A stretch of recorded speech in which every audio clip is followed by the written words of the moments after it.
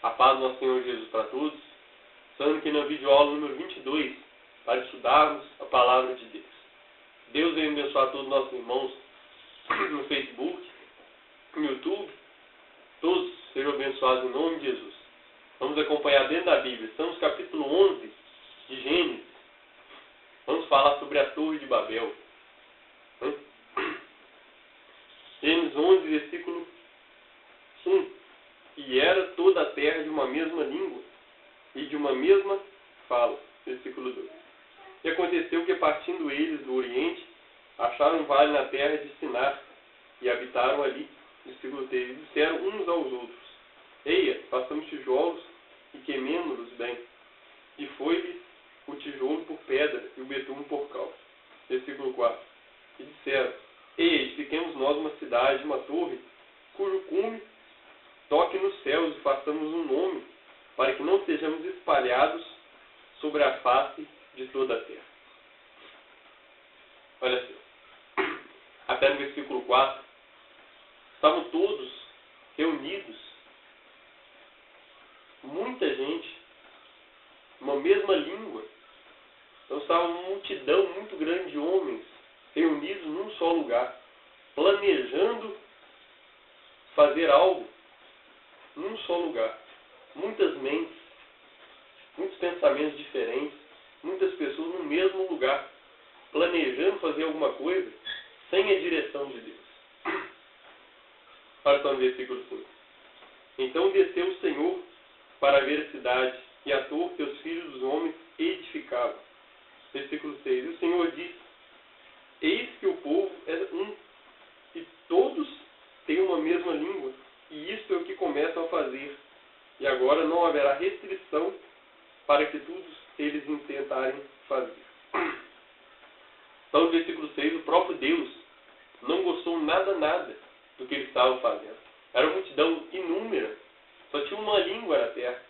Eles reuniram uma multidão enorme para fazer coisas da cabeça deles mesmos, sem orientação de Deus, sem direção de Deus, sem restrição.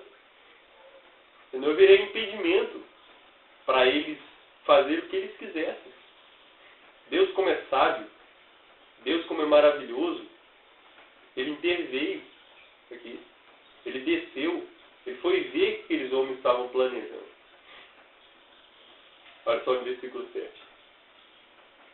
Eia, desçamos e confundamos ali a sua língua, para que não entenda um a língua do outro.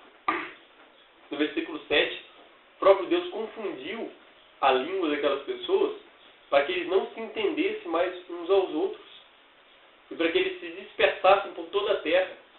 Eles estavam reunidos só num lugar. Agora vamos lá na área profética, a revelação dessa palavra. Você pode ver que num lugar onde habita muitas pessoas com um só pensamento, gera morte. Vê nas grandes capitais, nas cidades, as maiores cidades como São Paulo, Belo Horizonte, as cidades com multidões de pessoas num só lugar. Rio de Janeiro, por exemplo, bala perdida, inocentes são atingidos, infelizmente, às vezes, muita morte, muito tráfico, muita coisa errada, muita violência. Por quê?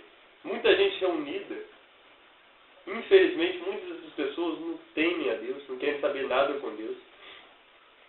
E ficam maquinando projetos, maquinando planos.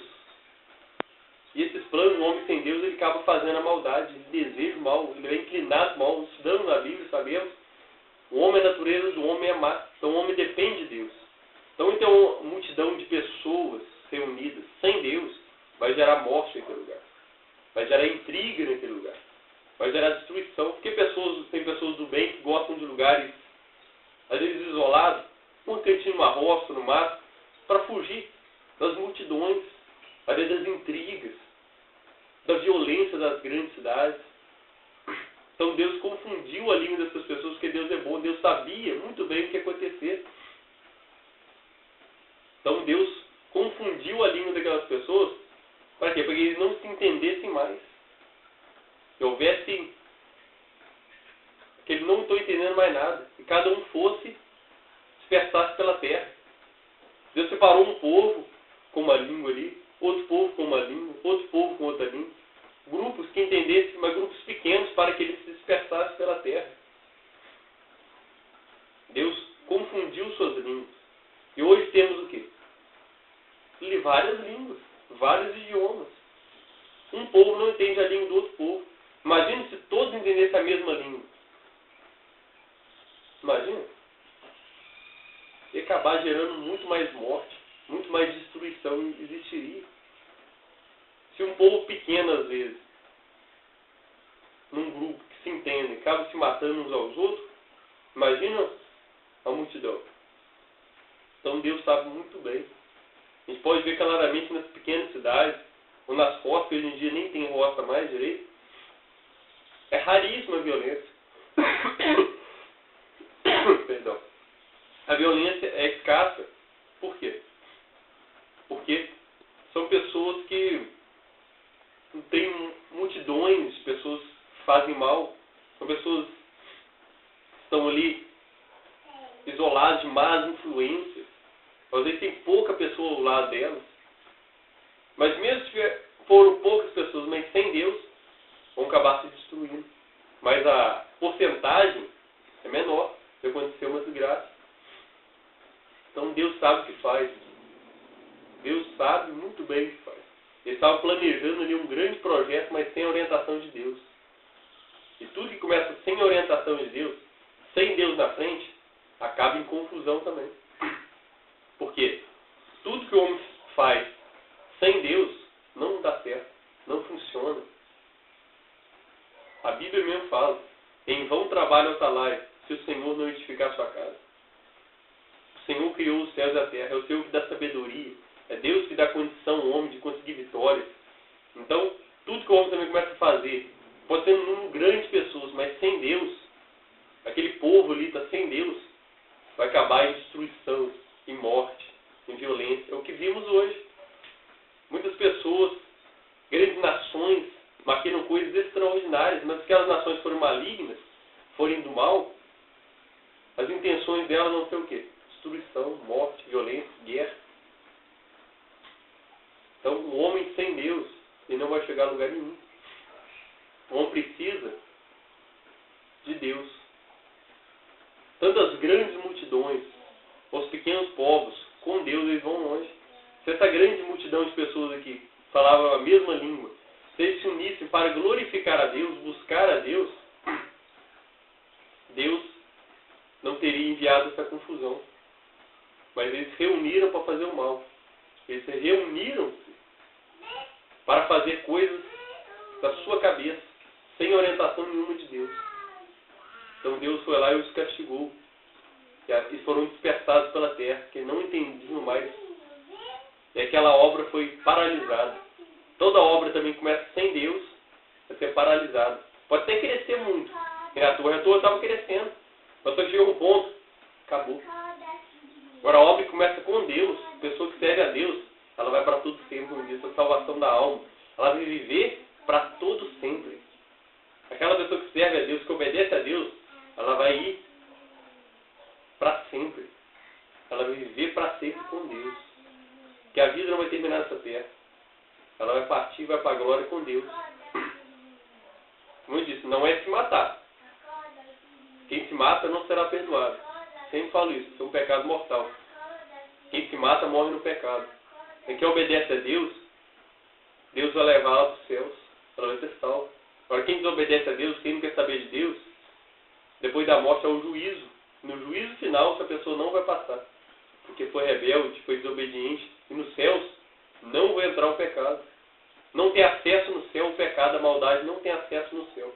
Então o homem deve fazer o bem, deve obedecer a palavra de Deus, deve buscar a Deus em tudo que ele for fazer na vida dele. Ele deve consultar a Deus, ele deve buscar a Deus, se ele deve fazer aquilo ou não. As pessoas aqui da Torre de Babel não fizeram isso. Versículo 8. Assim o Senhor os espalhou dali sobre a face de toda a terra e cessaram de edificar a cidade. Hoje tem povos espalhados por toda a terra. interessante, né? Quem espalhou? O próprio Deus espalhou. Vê que cada cantinho aí dos 4 cantos da terra é populado.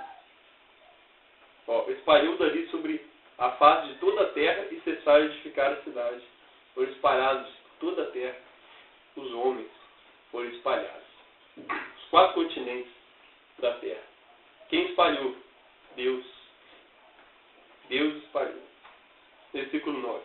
Por isso se chamou o seu nome Babel, porquanto ali confundiu o Senhor a língua de toda a terra, e dali os espalhou o Senhor sobre a face de toda a terra. O Senhor os espalhou toda a terra. Versículo 10.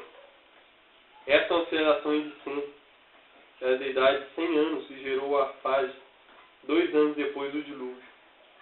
Versículo 11. Viveu Sem, depois gerou Arfaxade 500 anos, e gerou filhos e filhas. Está falando da genealogia de Sem.